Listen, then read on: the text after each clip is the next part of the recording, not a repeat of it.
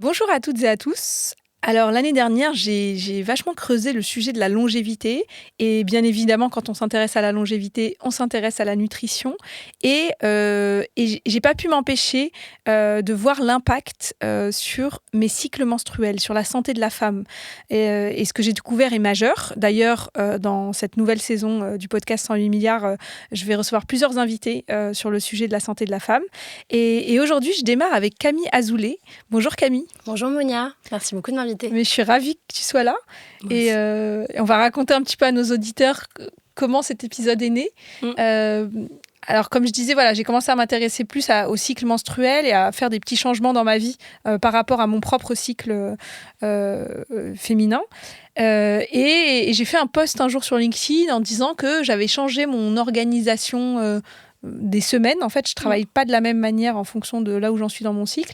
Et à ce moment-là, on a échangé toutes les deux. Et tu m'as dit, mais moi, je suis en train d'écrire un livre sur la nutrition et les cycles féminins. Ouais, exactement. Voilà. D'ailleurs, ça doit parler à pas mal de gens parce que j'ai vu ton post qui a été assez viral.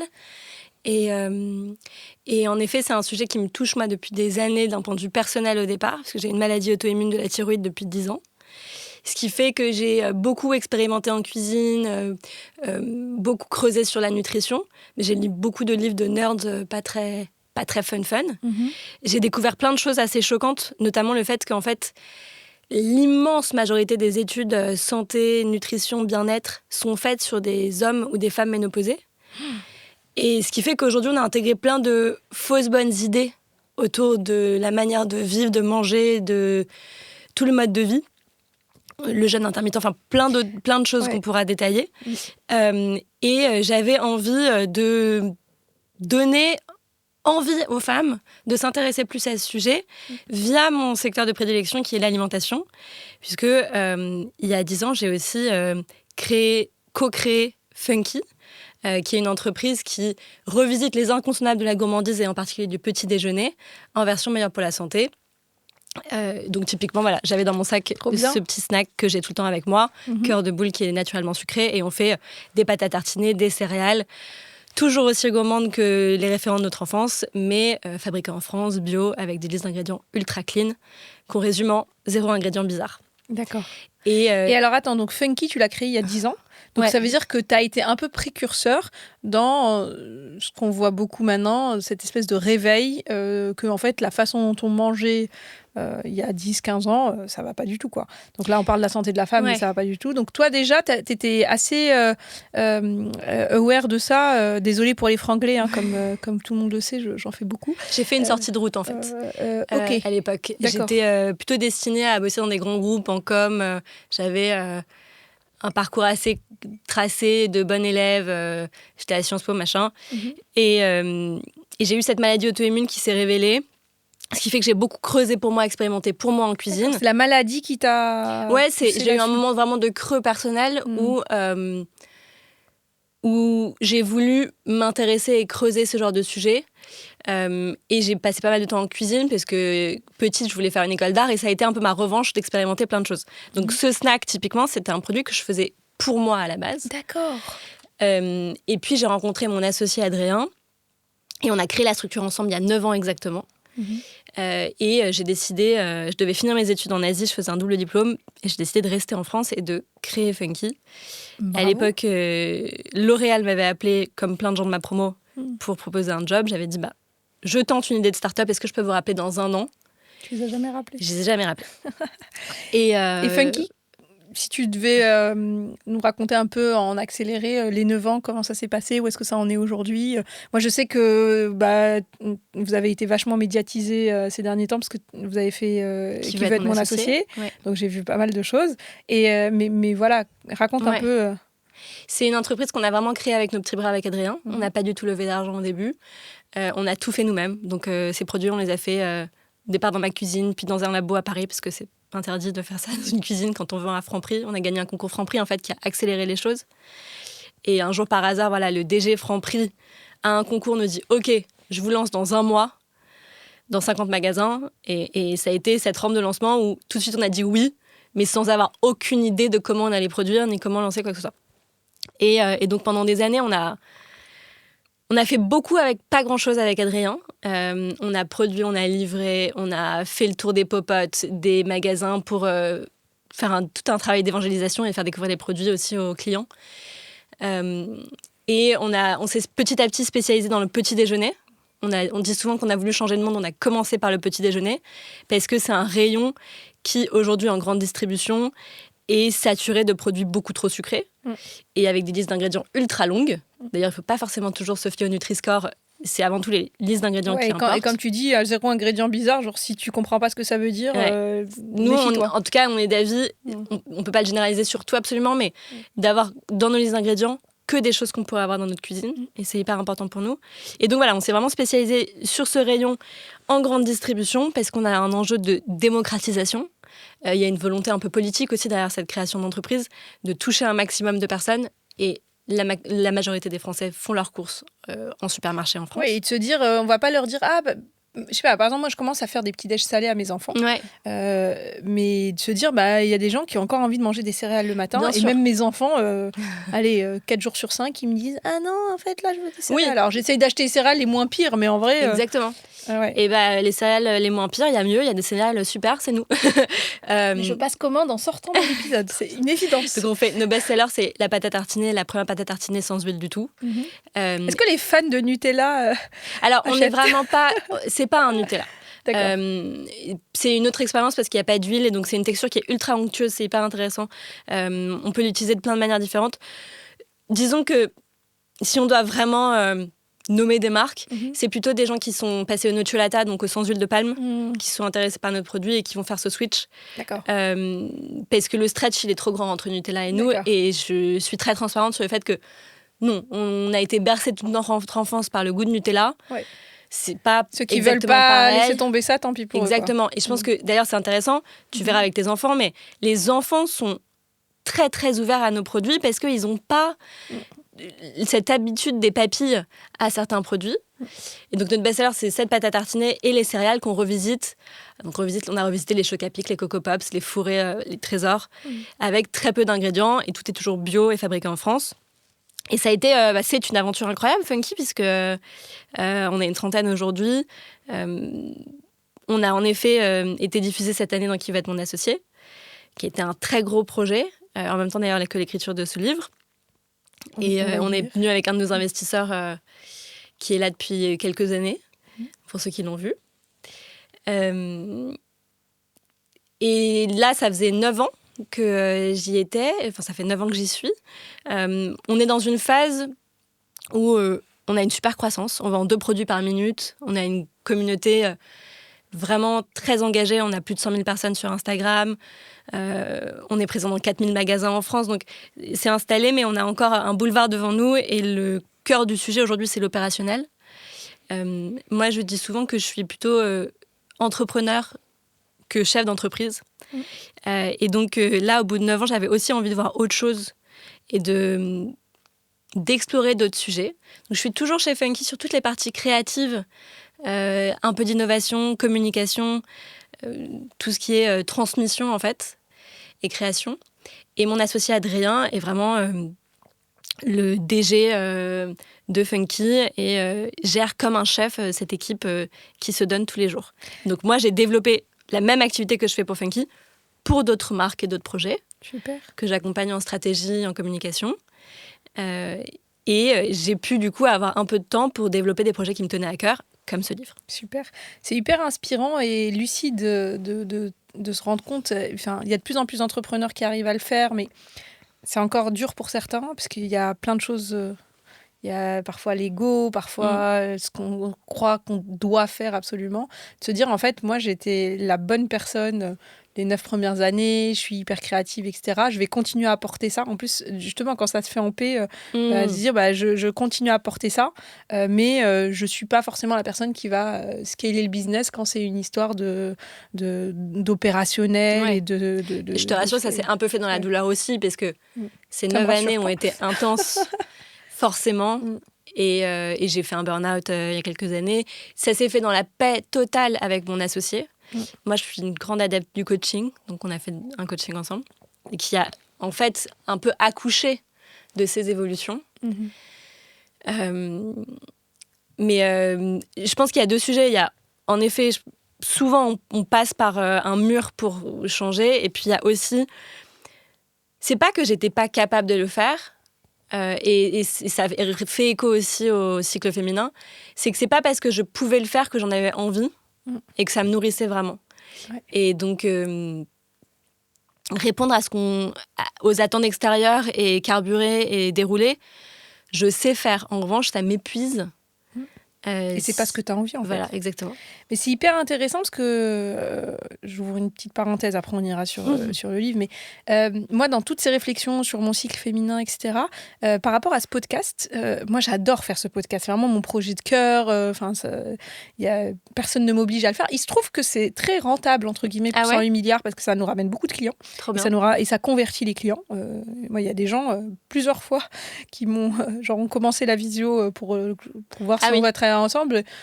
Limite, quand est-ce qu'on commence? Et moi, je suis en mode, attends, je vais te donner le prix quand même. donc vraiment, bon, il se trouve que c'est rentable, mais je le fais pas. Enfin, je le fais pas que pour ça. Je le fais pas pour ça. J'adore ce projet. C'est mon labo. C'est là où je me suis autorisée à parler plutôt de spiritualité, alors que j'assumais pas encore d'en parler ailleurs. Et petit à petit, j'y suis allée. Donc voilà. Et malgré ça, je me suis rendu compte. Je me suis dit, en fait, le monde est construit pour le cycle hormonal masculin. Tu sais, c'est quoi le cycle hormonal masculin? Une ligne droite. Toutes les 15 minutes. Décharge de testostérone. Bon. Ah ouais, toutes les 15 minutes, je savais pas. Ouais, donc du coup, c'est une ligne droite. Et en fait, même les algos, même ce que le monde attend de nous, etc., typiquement, tu lances un podcast, eh bien, il faut sortir un épisode chaque semaine. Et il faut pas s'arrêter. Alors que nous, on est plus par vague. Et moi, je vois bien ma façon de travailler. Moi, ça va être assez intense pendant une semaine et après, ou par exemple pour le podcast, je vais vouloir à fond, je vais être obsédée par ça pendant 3 mois et faire plein d'épisodes, mais après et donc m'autoriser, par exemple rien que cet été, on a décidé de faire une pause même dans la diffusion des épisodes. C'est toujours dans la douleur, parce qu'on sait très bien que l'algo il aime pas, on sait très bien qu'on est en train de se tirer une balle dans le pied, et donc une fois que j'ai constaté ça, je me suis dit mais moi j'ai envie d'honorer mon cycle et j'ai envie de voilà, et en même temps je suis pragmatique et je sais dans quel monde je vis. Et à ce moment-là, j'ai été à l'écoute. En fait, il y a un de mes camarades, my partner in crime, Antoine, qui travaille avec nous chez 108 milliards, qui est Head of Community, qui me disait « Ah, mais moi, le podcast et tout ça. » Je lui ai dit « Mais Antoine, pourquoi est-ce qu'on co-hoste pas le podcast ?» Et en fait, pour moi, ça me permet de m'alléger et j'ai retrouvé du plaisir. Alors que vraiment, j'étais à un moment où ça me demandait de l'énergie d'envoyer un mail à quelqu'un pour lui proposer de faire un épisode, parce que je me disais, il faut planifier. Enfin, et là, depuis que Antoine m'a rejoint dans l'aventure podcast, on s'éclate. Lui, il fait certains épisodes, moi, je fais certains épisodes. On se coordonne ensemble pour les sujets, etc. On se dit qu'on va aussi faire des épisodes ensemble, enfin, tous les deux. C'est chouette, ça. Enfin, bref. Et donc, tout ça pour dire qu'une fois qu'on prend conscience de ça et de la façon dont peut-être notre cycle nous fait fonctionner, on peut carrément embrasser cette puissance au lieu de le subir et de du coup la moitié du temps être mais ça demande une discipline régulière parce que c'est comme si tu repoussais en permanence ce qui est installé comme naturel dans notre environnement de travail. On nage à contre-courant. Exactement. Et je parle même pas, alors je pense que toi comme moi, on est entrepreneurs, quelque part, en plus tu dis que tu adoptes des coachings, moi encore plus. On a su se ménager un rythme de vie et une liberté. Mais parfois, moi, je pense que c'est plus dans la tête. Parfois, j'ai l'impression que je me suis totalement organisé ma vie pour être libre, mais que la barrière la plus importante, elle est mentale. Je suis d'accord. Donc, même nous, c'est pas si simple. Mais je me dis, mais toutes les personnes qui travaillent encore dans un rythme normal, alors il y en a à qui ça convient très bien et super, mais toutes celles à qui ça convient pas, mais moi, je pourrais plus, quoi. Je suis d'accord, voilà. Je suis devenue inadaptée aussi. Bref, voilà, c'est ça, exactement. On est devenue inadaptée. Parenthèse fermée. Donc, cette année, tu t'es pris du temps pour écrire un livre sur la nutrition et le cycle menstruel. Raconte. Écoute, les planètes étaient un peu alignées. C'est un projet que j'avais dans les tripes depuis des années. Mais je me disais plus tard vers la concrétisation. Il se trouve que je suis tombée enceinte l'été dernier et tout est arrivé en même temps. Donc je me demande ce que ça veut dire, plus spirituellement, mais bon, ça c'était un autre sujet. Mais en tout cas, ça a été une phase d'incubation énorme pendant que j'avais cette petite fille qui depuis est née dans le ventre. Et donc à ce moment-là, il y a eu un gros coup d'accélérateur sur Funky, où notamment il y a eu le projet qui veut être mon associé, qui derrière demande un travail phénoménal. Et puis donc toute la levée aussi autour de ça. On a changé de marque aussi côté Funky. Peut-être certains nous connaissent historiquement au nom de Funky Veggie. Et puis ce livre, j'avais lancé la balle auprès d'une agent littéraire en me disant, en fait, j'ai pas l'énergie, j'ai pas le temps d'aller démarcher des maisons d'édition. Et on est tombé sur une excellente agente, Ronit. Et Ronit a permis au livre de rentrer chez Solar. Trop bien. Et à ce moment-là, aussi par hasard, j'ai échangé avec une naturopathe qui a la même maladie auto-immune que moi de la thyroïde, Oriane Jurado. On a pris un café et c'était comme une évidence que c'était avec elle qu'il fallait écrire ce livre. Moi, je voulais vraiment aussi avoir une expertise concrète et scientifique pour ce livre. C'est pour ça qu'il est aussi préfacé par une gynécologue. Je voulais vraiment qu'on montre que l'alimentation et le mode de vie est complémentaire des médecines traditionnelles. Je vais le montrer un petit peu à la caméra. Oui. Et c'est ça. Moi, je lui disais, j'ai beaucoup lu de livres de nerds autour du cycle féminin, beaucoup de littérature anglo-saxonne, parce qu'il y a très peu de choses en France. Et les quelques livres qui existent, c'est du rose poudré, très cliché autour des femmes. Et j'avais envie vraiment de quelque chose de coloré, de fun. Je vais me permettre de le montrer. Du coup, donc, il est jaune et il est divisé en 4 phases du cycle. Donc, 4 phases du mois pour les femmes. Si on devait caricaturer, en fait, c'est comme s'il y avait 4 saisons dans le cycle. Nous, on a utilisé des noms un peu rigolos pour chaque phase pour justement funkifier un peu tout ça. Donc, la phase menstruelle, typiquement, c'est la phase me-time. Ouais. Et dans chaque phase, donc, il y a des conseils concrets, des orientations pour s'y retrouver un peu plus. Donc, les do and don'ts, par exemple, de cette période. Sans aucune injonction, évidemment, mais juste pour se repérer. Plein de recettes méga gourmandes, avec des photos colorées, incarnées, dont perso je suis fan. Et puis on a des portraits à chaque fois de femmes. Donc voilà, par exemple là sur l'endométriose, là sur l'aménorrhée. Et ce qu'on voulait, c'était que la personne qui lit ce livre ne se sente pas seule et se rende compte qu'il y a plein d'autres femmes qui rencontrent les mêmes problématiques qu'elle et qu'on a chacun un cheminement et des choses qui nous font du bien au quotidien. Donc c'est un peu un guide, un compagnon de route au fil du mois que moi-même je vais utiliser comme guide et j'en suis ravie. J'adore. Bah, j'ai hâte. Donc là, on est en train d'enregistrer. On est le 4 septembre. Je ne sais pas exactement quand on sortira l'épisode. Le livre sera sorti puisqu'il sort la semaine prochaine. Il sort le 11 septembre. Bah, génial.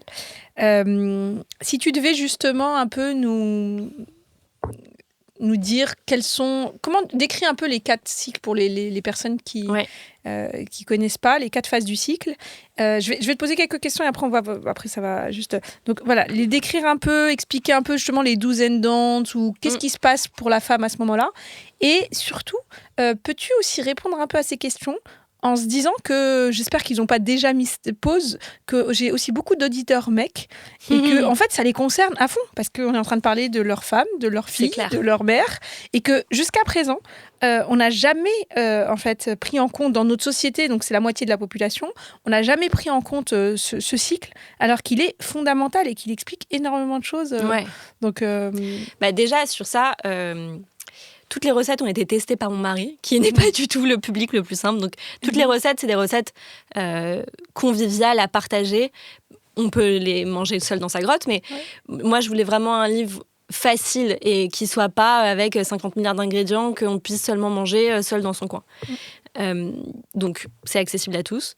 Ensuite, je pense qu'en effet, c'est hyper intéressant pour les hommes de comprendre ces sujets, parce que si on devait schématiser, c'est comme si les hommes vivaient sur une sorte de ligne droite d'un point de vue hormonal. Et vous, les hommes, vous vivez sur... En fait, votre cycle, il est sur une journée.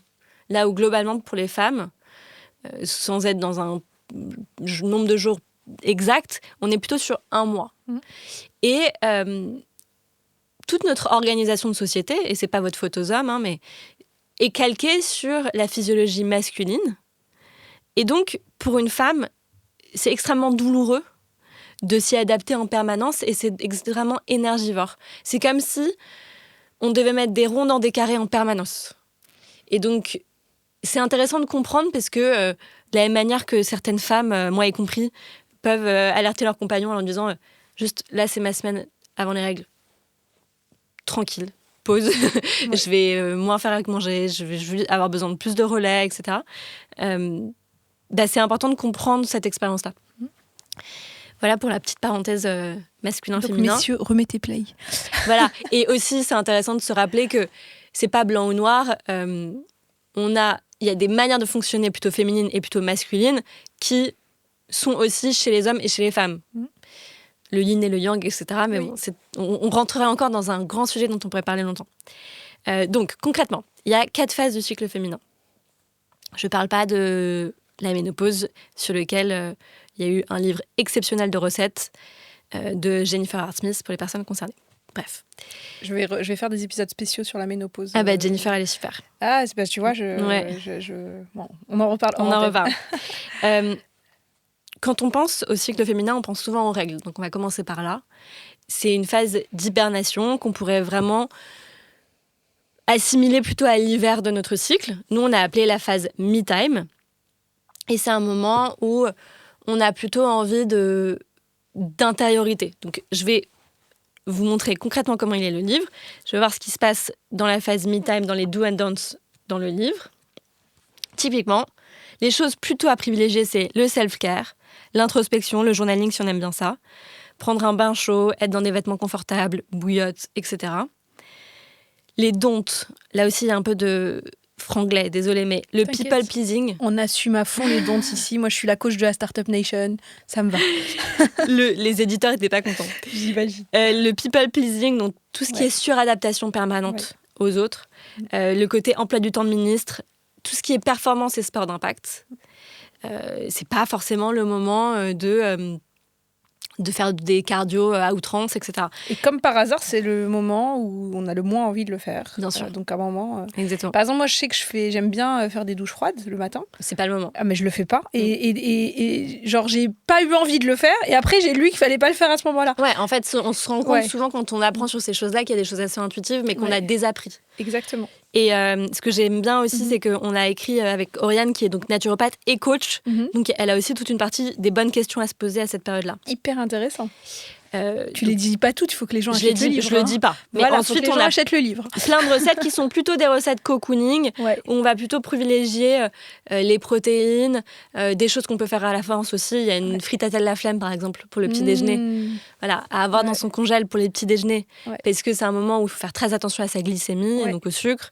Alors, si tu devais un peu détailler, parce que peut-être qu'en plus, on n'a pas les mêmes... moi, j'ai un peu digué ces trucs-là. Je suis rentrée par la fenêtre du jeûne. En fait, justement, comme tu l'as très bien dit, tout ce qui est étudié, etc., c'est beaucoup plus pour des hommes. Et donc, le jeûne intermittent où tout le temps, je fais la même chose. Alors, moi, j'ai plein d'amis mecs qui font... ils sautent leur petit-déj, donc ils font 16 heures de jeûne, machin, tout le temps le même rythme. Et ça leur convient très bien. Et nous, les femmes, moi, quand j'ai creusé, j'ai trouvé une experte, notamment aux États-Unis, qui parle de ça. Elle disait, il y a des moments du cycle où c'est super de jeûner, nous les femmes, et des moments où il ne faut pas. Et il ne faut vraiment pas, en fait, parce que sinon, ça peut avoir des impacts sur... en fait, en gros, notre pic de progestérone, on ne l'a pas. Du coup, après, on n'a pas nos règles, enfin, même les histoires Totalement. Et du coup, ce que je comprends aussi, c'est qu'il y a des moments, et peut-être, je ne sais pas si c'est ce moment-là ou pas, mais où on a besoin de plus de glucides. Et c'est les moments où on a des cravings. Totalement. Alors qu'évidemment, c'est mieux de manger une patate douce rôtie que de se taper mais t'as le bon réflexe. Mais moi, j'y arrive pas. Hein, ça, c'est la théorie. Après, il y a la pratique. Mais ce que je veux dire par là, c'est est-ce que dans cette phase me-time, les recettes aussi, qu'est-ce que toi, tu dirais? Donc, est-ce que c'est des moments où on augmente un peu notre rapport de glucides ou pas du tout? Et aussi en amont, pendant la phase prémenstruelle, parce que c'est souvent là où on a des fringales. Oui, c'est vrai.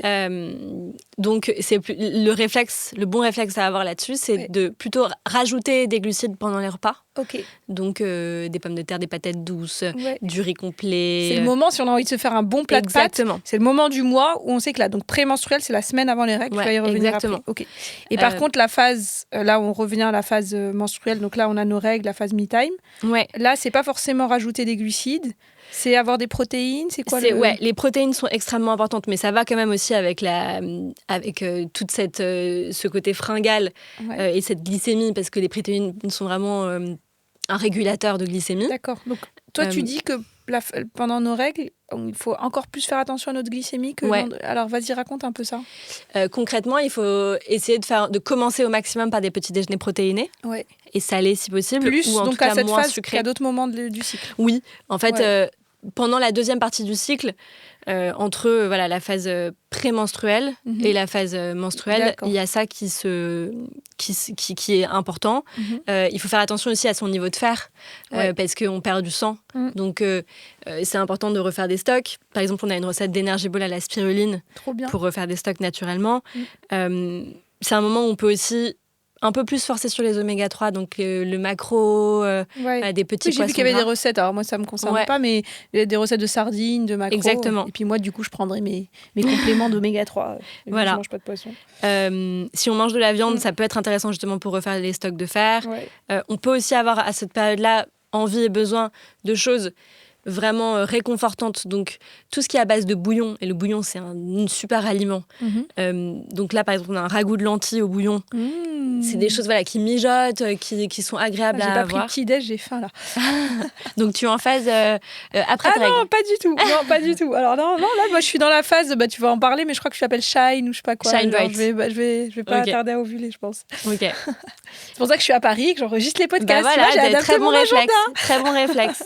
Donc voilà, ça, c'est la phase, et c'est la phase où on peut aussi avoir, on peut forcer non, mais en tout cas, on peut miser sur des aliments anti-inflammatoires, type le curcuma. Donc, on a une recette de lait de lune, par exemple, qui réinvente un peu le lait d'or à base de curcuma et de cannelle et de gingembre pour aider la digestion qui peut parfois être un petit peu perturbée pendant les règles. Oui, c'est vrai. Et avoir une boisson apaisante. Nous, on a décidé de mettre de la camomille dedans pour réguler le système nerveux. D'accord, super. Et pour ceux qui veulent, je sais pas si t'as ton associé naturopathe Oriane, le ashwagandha. Moi, je sais que je me fais un espèce de lait de lune le soir. Ouais, l'ashwagandha peut être hyper intéressant. Et d'ailleurs, on l'a mis en supplément. On l'a mis en... Je vais y arriver. Non, pas du tout, on l'a pas mis, je croyais. Je croyais qu'on l'avait mis l'ashwagandha. Ça dépend des personnes. Faudra couper ce truc.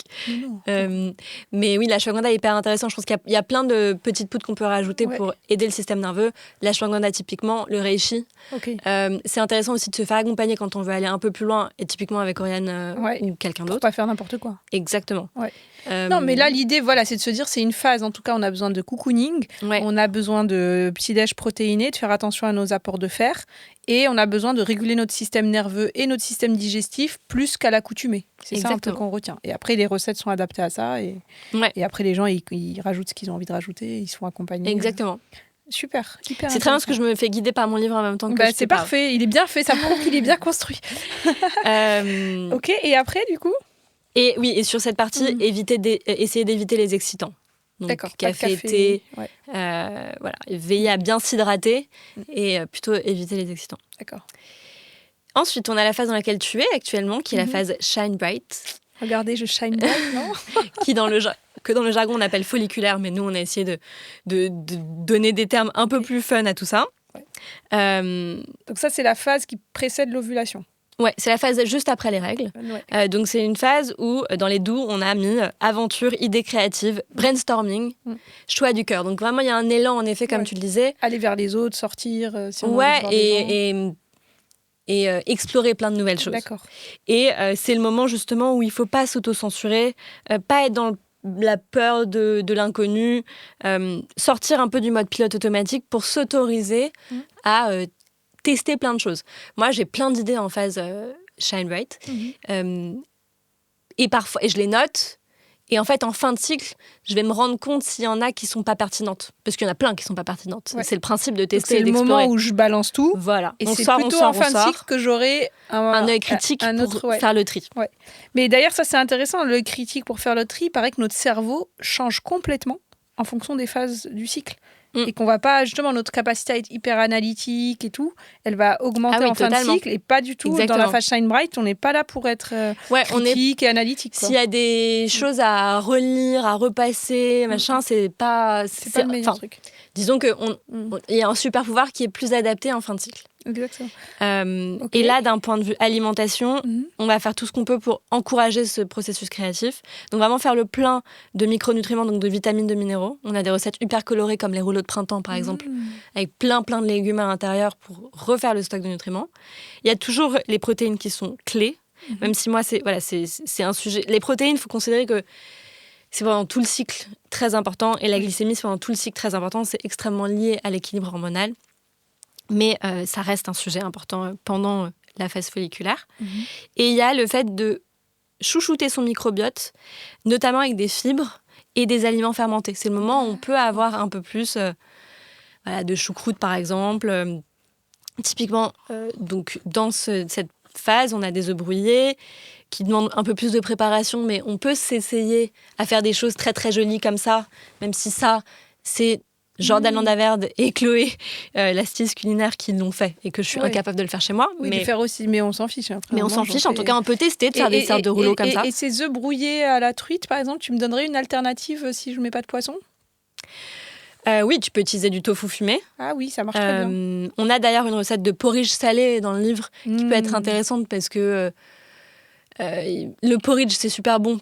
Et on en sort un chez Funky génialissime, peu sucré. Mais c'est intéressant aussi à tester en version salée. Ah, mais je sais que j'allais dans un resto qui faisait des brunchs et qui faisait des porridge salés. Et c'est trop bon. Fan. C'est trop bon. Tu vois, on a un taboulé de chou-fleur qui est là aussi l'occasion de faire le plein vraiment de nutriments. Ouais. Et sans être dans la semoule classique qu'on met dans du taboulé. On a toujours des plats de partage. Bibimbap, vraiment, là, l'idée, si on doit retenir visuellement quelque chose, c'est d'avoir des choses colorées. Donc, bibimbap, typiquement, c'est ultra coloré. Ouais.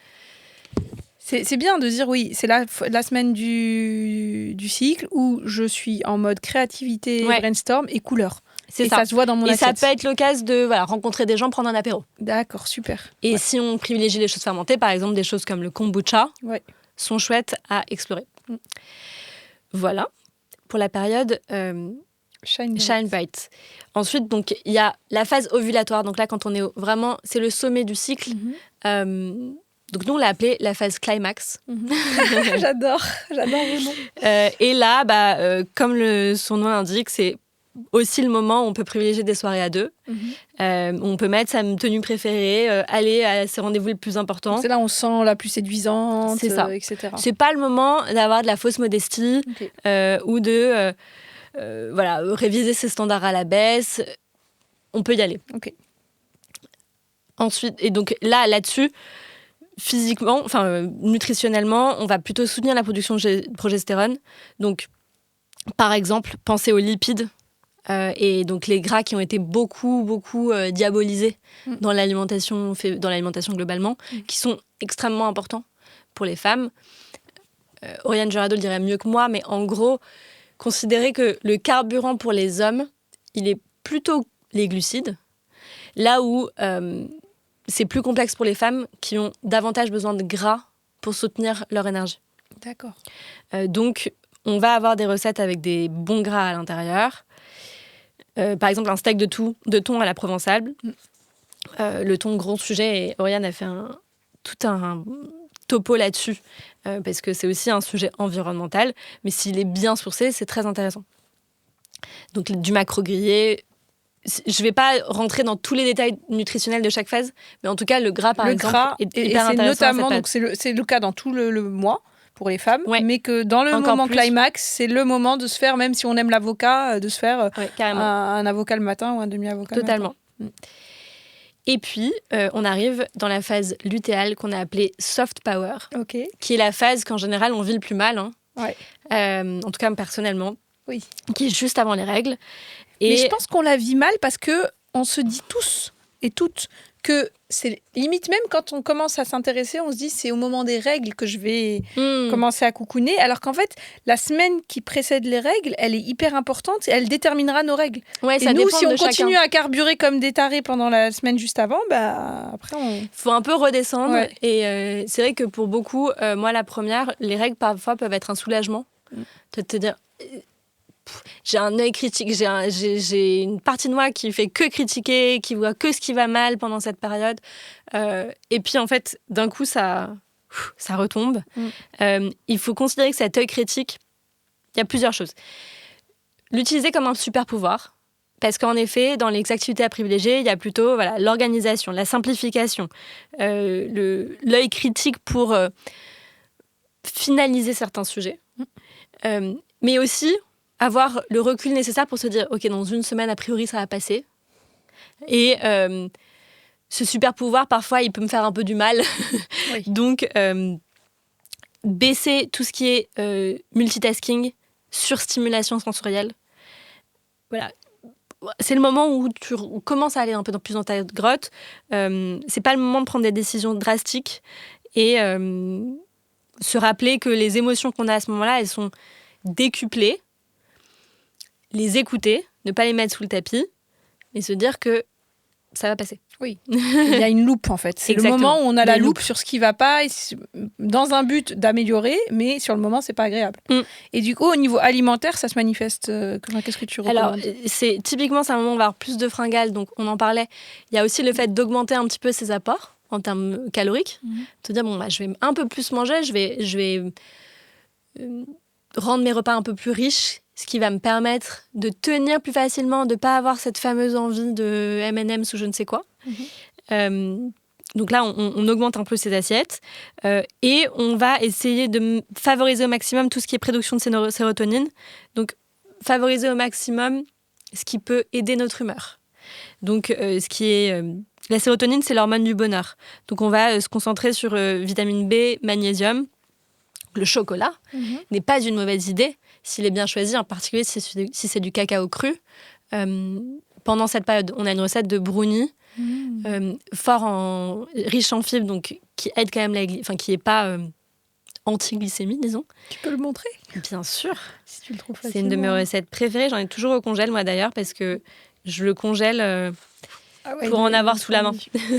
Et c'est un brownie à la patate douce. Ah bah voilà, ouais. Parfait. Ne le dites pas à vos invités, ils ne le sauront pas. Et qui est peu sucré et avec du cacao cru. Et ça aide à relâcher un petit peu aussi. Et là aussi, pour éviter les grands huit émotionnels, se méfier de la caféine. Donc on a encore des boissons pendant cette période-là, comme un chocolat chaud umami. Donc pour rentrer dans quelque chose d'un peu plus doux. Donc il y a quand même la semaine avant les règles et la semaine des règles qui ont des points communs dans la nutrition, dans le fait de prendre soin de soi et d'être moins vers les autres, d'être plus vers soi-même et d'éviter du coup les excitants, etc. Ouais. Et après les 2 autres semaines où on peut être plus... Ah ouais, il donne trop envie. Avec un petit smoothie protéiné. En tout cas, ce que je trouve important à dire là-dessus, c'est que il y a plein de théories. Et nous, on a essayé de donner énormément de points de repère, mais 0 injonction. C'est-à-dire que, typiquement, peut-être qu'une personne va ressentir le regain d'énergie pendant ses règles. Peut-être qu'une autre personne va le ressentir un peu plus tard. Il faut l'adapter. Ouais, mais en tout cas, s'observer à fond. Exactement. En fait. Et c'est pour ça que je voulais vraiment que ce livre, on puisse le découvrir au fil de ses fringales et de ses envies et de son cycle. Plus comme un compagnon de route que comme une matrice dans laquelle on s'enferme en disant je suis à J5 de mon cycle, il faut absolument que je sois là-dedans. Non, c'est 2 orientations qui, souvent, il faut que ce qui est intéressant, c'est quand ces orientations-là, on les vit comme un soulagement en se disant oh là là, comme toi tu me disais tout à l'heure, mais en fait j'avais pas du tout envie de ça pendant cette phase-là. En fait j'ai compris pourquoi et je suis confirmée dans mon intuition. Hyper intéressant. Et puis je me dis en plus avoir un livre comme ça compagnon, ça peut être intéressant de te dire tiens, j'ouvre le livre. Puis petit à petit tu le connais de mieux en mieux le livre, donc tu vas tester les recettes, dire de quoi j'ai envie aujourd'hui. Et je pense qu'en faisant ça tu vas pouvoir commencer à dire en fait moi mon regain d'énergie en général il est plutôt à J3 de mes règles ou il est plutôt à J5 et de commencer à observer ces choses-là. Je pense que le livre peut vachement aider parce que c'est un support, c'est visuel, c'est gourmand. Qu'est-ce qu'on fait manger c'est quand même et même de la même manière que pendant la grossesse on peut avoir des envies de certains aliments parfois qui en réalité indiquent des nutriments dont on aurait besoin par exemple. De la même manière si on se dit mais j'ai trop envie la cocotte de pois chiche là elle me donne trop envie, en fait, ça peut aussi être un fil à tirer de se dire, OK, qu'est-ce qu'il y a derrière et peut-être que d'en mon savoir corps a plus. besoin de... Ouais. Hyper intéressant.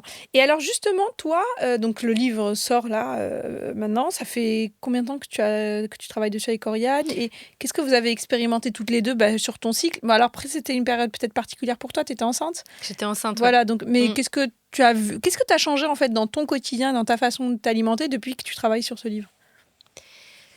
Donc on travaille dessus depuis à peu près 1 an avec Oriane, même si c'est un projet qui est en incubation depuis des années dans ma tête.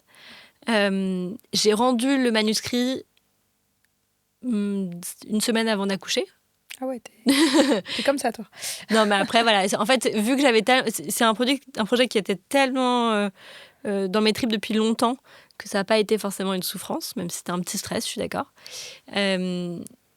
Et j'ai profité des hormones de grossesse, au moins. Ouais. Mais on a quand même, du coup, énormément travaillé dessus depuis la remise du manuscrit avec Oriane et notamment sur le lancement. Mais c'est intéressant parce que on est dans un cheminement et c'est pas parce qu'on connaît par cœur ces sujets qu'on les applique à la lettre. Oui. Encore une fois, parce que le monde est fait à contre-courant de tout ça. Mais c'est rigolo parce qu'avec Oriane, dans tout le process de création, on se rend compte qu'il y a des moments où l'une est plutôt en énergie haute et l'autre en énergie descendante, sachant qu'Oriane vit à Marseille et moi à Paris. Donc, on a fait beaucoup de choses en asynchrone et en visio. Et on a aussi un peu décomplexé dans nos échanges tout ça. C'est-à-dire que, comme beaucoup, on est toutes les deux aussi un peu parfois dans cette logique de bonne élève à tout bien faire. Et on est nos propres bourreaux de temps en temps. Donc, ça a aussi libéré la parole entre nous en disant « Non mais attends, là en fait, je suis à JX de mon cycle, je suis éclatée. Pause. » Rien qu'hier soir, j'ai log off un peu plus tôt. Donc, j'ai arrêté de bosser un peu plus tôt. On devait s'appeler avec Oriane. En fait, on a décalé l'appel. Elle a avancé dans son coin. Et on accepte davantage de se dire... Voilà, donc ça l'une peut prendre le relais de l'autre à certains moments. Il y a des moments où on a plus besoin d'intériorité ou pas.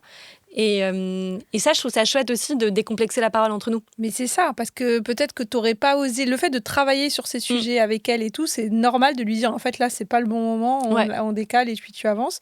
Alors que peut-être que avec la logique en plus qu'on a bon élève suradapté, il y a quelques années sur un autre projet, tu aurais dit non, je peux pas l'abandonner, non, je vais être là à la réunion, alors qu'en fait ça me... alors que c'était pas forcément aligné finalement. Donc du coup, ce que j'entends, c'est que dans ta façon de travailler avec ton associé, ça a libéré des choses, ça a décomplexé des choses comme tu le dis. Oui, et par exemple, je suis rentrée de vacances en août là, la semaine juste avant mes règles.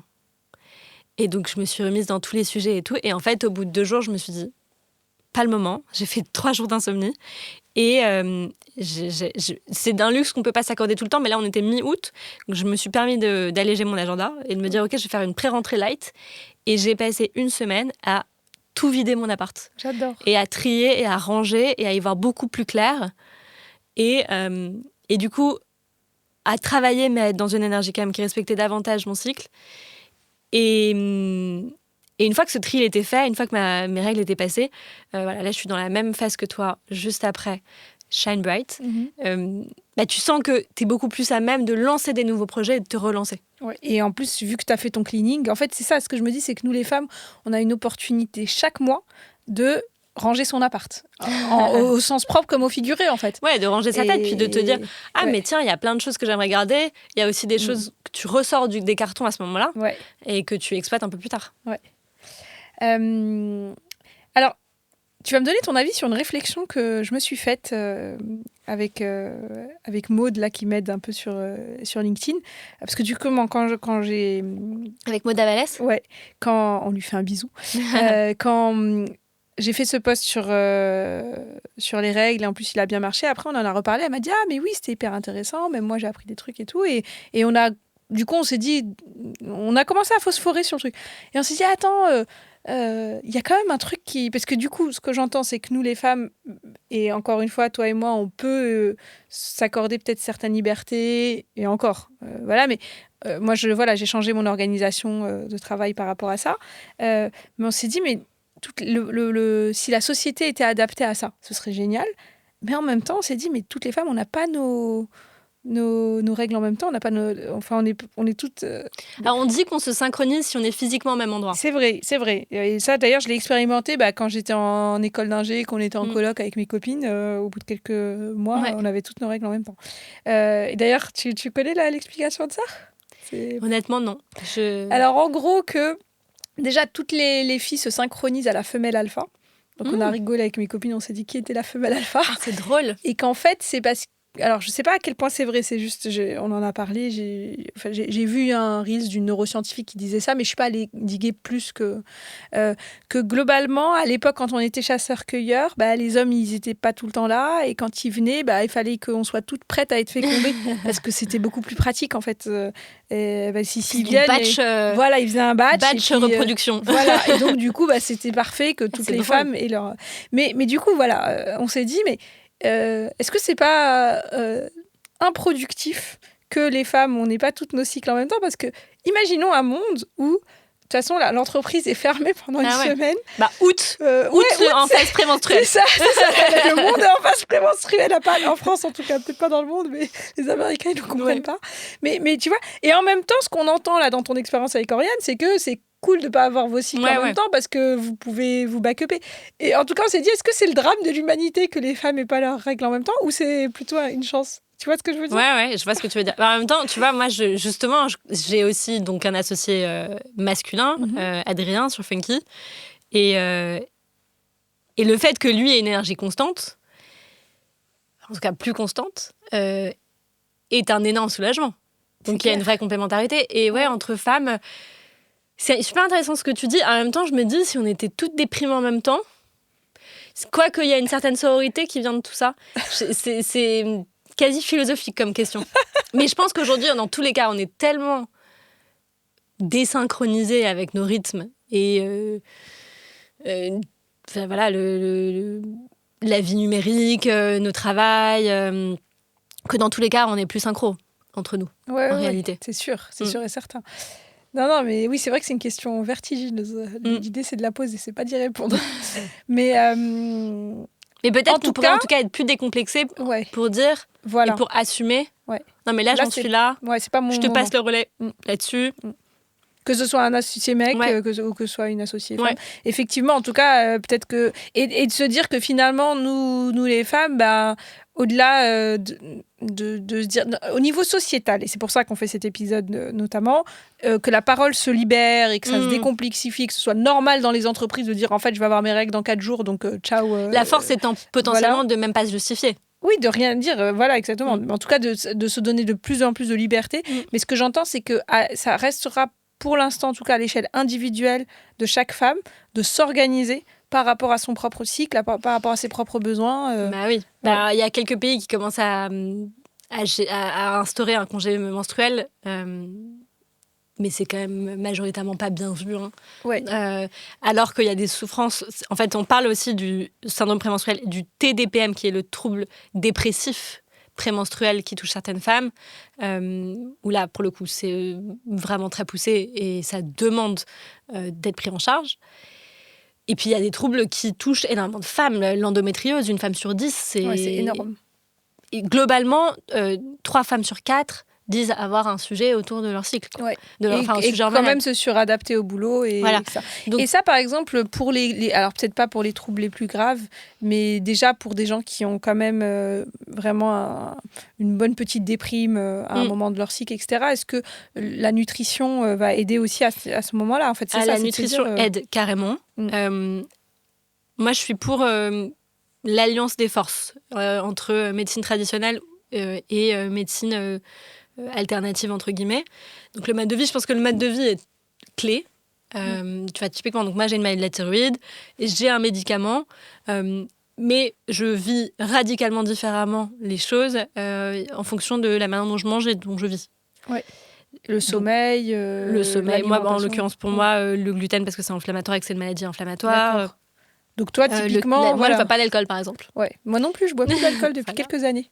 C'est marrant. Mais c'est plus du tout je le vis plus comme une contrainte. Non. C'est des choses que j'ai intégrées. Et je trouve que maintenant, il y a tellement de... d'offres sans alcool qui sont sympas, ce qui n'était pas le cas il y a quelques années. Moi, je me souviens, à l'époque, je buvais encore, mais j'étais enceinte. Compliqué quand même. Hein. Ouais, quand j'étais enceinte de ma fille, donc c'était il y a 9 ans et demi, j'arrivais en soirée, mes potes me disaient « Je t'ai acheté du jus de goyave ». Je dis « Non, mais je vais pas boire du jus de goyave à 11h, en fait ». Et alors que maintenant, il y a vraiment plein de trucs hyper sympas. Je suis d'accord. Tu sais que 108 milliards, on fait des dîners où on invite soit nos clients, soit les amis de 108 milliards. Enfin, on fait des dîners à 8. Et c'est végétarien sans alcool. Mais trop bien. Et au début, les gens, certains, ils arrivent en mode quoi ? Pas d'alcool, c'est relou. Mais c'est affiché, c'est dit. Ah oui, c'est dit. Et par contre, on leur achète, on leur fait des super cocktails. On a trouvé un caviste qui fait des bons vins. Parce que pareil, le vin sans alcool, il y a quelques années, c'était catastrophique. Nous, là, on en a trouvé un qui nous donne des super bouteilles de blanc. Le rouge, on n'est pas encore convaincu. Mais trop bien. Et on a des trucs de cocktail. Donc, génial. Moi, j'ai passé l'été à boire des gin tonic sans alcool. Bah voilà, c'est ça, exactement. Et comme nos dîners, c'est souvent le mercredi soir ou le jeudi soir, on dit aux gens, au moins, voilà, vous commencez light, voilà, vous pouvez encore bosser un peu en fin de semaine. Quoi. Je sais plus. On était inflammatoire, donc tu disais, tu faisais attention au gluten et puis plus d'alcool. Et... Donc oui, en fait, ce que tu dis, c'est que ton mode de vie, tu sais très bien quand tu déconnes, entre guillemets, ça se voit direct sur ta maladie, quoi. Oui. Médicament ou pas, ça aide, quoi. C'est clair. Et en même temps, j'ai testé d'arrêter mon médicament. Non, pas pour moi tout de suite, tu vois. C'est pour ça que tu dis l'alliance entre les deux. Je pense que les deux vont ensemble et que du coup, typiquement, si on a des troubles qui pourraient ressembler à un TDPM, il y a plein de choses qu'on peut faire dans le mode de vie. C'est aussi important d'aller en parler à des médecins et d'aller creuser un petit peu le sujet. Je sais que la parole a été libérée aussi récemment par une influenceuse comme Colline, et pourquoi pas Colline, qui a beaucoup parlé sur ce sujet et qui, pour le coup, a été prise en charge, a pris des médicaments. Ensuite, je ne fais pas l'apologie de ça, mais ce que je veux dire, c'est que il faut jamais rester dans un vase clos d'échecs. Il y a plein de choses qui peuvent aider. Oui, et puis déjà, le fait de savoir à quel point on est influencé par nos hormones et nos cycles, ça nous permet aussi de nous déculpabiliser. Exactement. C'est même intéressant de faire la réflexion par rapport même au mouvement féministe et libération de la femme. J'ai l'impression que quand moi j'étais enfant, ce qui était important pour les femmes, c'est de dire on est exactement comme les hommes. On peut faire pareil. Et on comprend, et heureusement qu'on s'est dit ça, en fait, parce que on peut diriger des pays, on peut, évidemment, et on n'est pas en train de dire le contraire. Mais je trouve que ces dernières années, on est exactement, c'est nuancé sur on peut faire exactement la même chose, mais on le fera pas de la même manière parce qu'en fait, on n'est pas pareil. Exactement. Et c'est hyper important qu'on assume ça, parce que je sais que moi, par exemple, il y a beaucoup de femmes, quand on commence à dire, en fait, tu vas peut-être, tu sais, t'es pas pareil au niveau de ton cycle a de l'impact sur toi. Tu dis, non, mais ça va, et quoi ? Et puis après, tu vas m'expliquer que je peux pas être dirigeante parce que j'ai mes règles. Tu vois ce que je veux dire ? C'est pour ça qu'il y a beaucoup de moi, je trouve que parfois, il y a beaucoup de jugements entre femmes, aussi parce que on arrive avec cette nouvelle génération qui veut s'autoriser plein de choses. Et c'est un peu comme les recruteurs qui critiquent les nouvelles générations qui ont énormément d'exigences et d'indépendance, etc. Et finalement, nos mères, elles se sont pas autorisées ça. Elles ont cravaché, elles ont tout donné. Et là, elles ont une petite ingénue qui débarque et qui veut le beurre et l'argent du beurre, en gros, dans sa tête.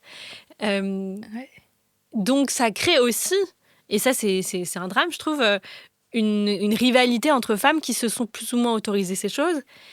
Et alors que ça devrait être une ressource. C'est très juste ce que tu dis. Ouais. Oui, c'est vrai que nos mères nous se disent, mais attends... Ouais. Parce qu'elles, et on les remercie, aspects, le fait qu'elles se soient suradaptées et qu'elles aient complètement intégré les codes d'une société qui est plus adaptée aux hommes, nous a permis, entre guillemets, de nous libérer. Donc, merci les mamans.